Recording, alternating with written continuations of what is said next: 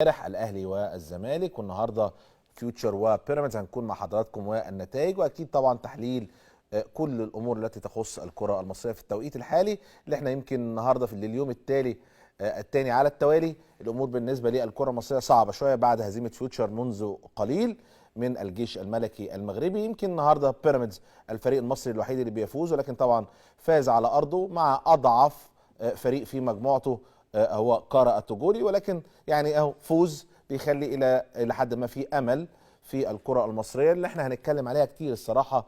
الموضوع مش ماتش ولا اتنين ولا تلاته، الموضوع اكبر من كده بكتير. الموضوع تخطيط من فتره، الموضوع رؤيه للكره المصريه. لما نشوف دول كتير كتير جدا جدا كانت ممكن نقول انها بننيمها من المغرب في كره القدم بتتقدم عليك، تبقى موجوده افضل منك في الكره، سواء بقى انديه او منتخبات. ده اللي تقدر نقول انك لازم نزعل ولازم نقول يرضي مين ان حال الكره المصريه يبقى بالشكل ده. منتخب يعتبر هو منتخب المستقبل ومنتخب الكره المصريه او المنتخب المصري في المستقبل، انه يبقى حاله بالشكل اللي احنا شفناه امبارح.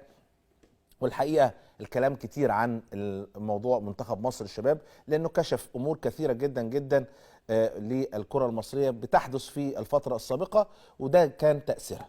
عشان بس ما نقولش اصل ده منتخب الصغيرين، منتخب لا، احنا عندنا فرص وعندنا مواهب. عندنا مواهب، لكن ازاي تدير المواهب، ازاي يبقى في مانجمنت كده للمواهب بتاعتك عشان تقدر من خلال الامكانيات اللي عندها تستغلها، ويبقى عندك منتخب قوي، منتخب يضم لعيبه جيده. عشان بس نبقى نقول ان صلاح هو اللاعب الاكثر شهره والاكثر تاثيرا على المنتخب الوطني، ولكن ما زال برضه منتخبنا الوطني في ظل وجود صلاح في بعض المشاكل، وانت بتتغلب ما بتوصلش كاس العالم، ما بتاخدش بطوله الامم الافريقيه، بتخرج منها حاجات كتير جدا جدا حتى في وجود صلاح. لان انت كجماعيه واداريا مش مظبط مواضيعك، مش مظبط امورك، مش مخلي الامور الخاصه اللي تنجحك وتحقق اهدافك مش موجوده على الساحه. وده من بدري، مش بنتكلم امبارح عشان المنتخب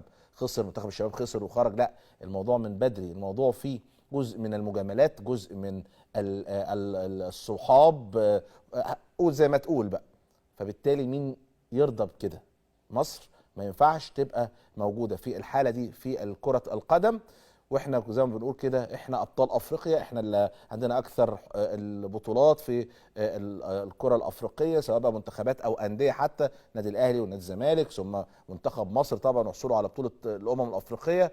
ان احنا يبقى بالشكل ده في التوقيت الحالي، وده بينذر في الفتره القادمه ان احنا الامور هتبقى صعبه علينا مع المنتخبات اللي عماله تتقدم وتتقدم، والامور الاداريه عندها بشكل مختلف تماما حقيقه. والامور ما فيهاش محسوبيات، وفيها شغل وجهد، والشغل للمصلحه العامه وليس مصلحه اشخاص واصحاب وامور كثيره جدا في الكره المصريه في التوقيت الحالي.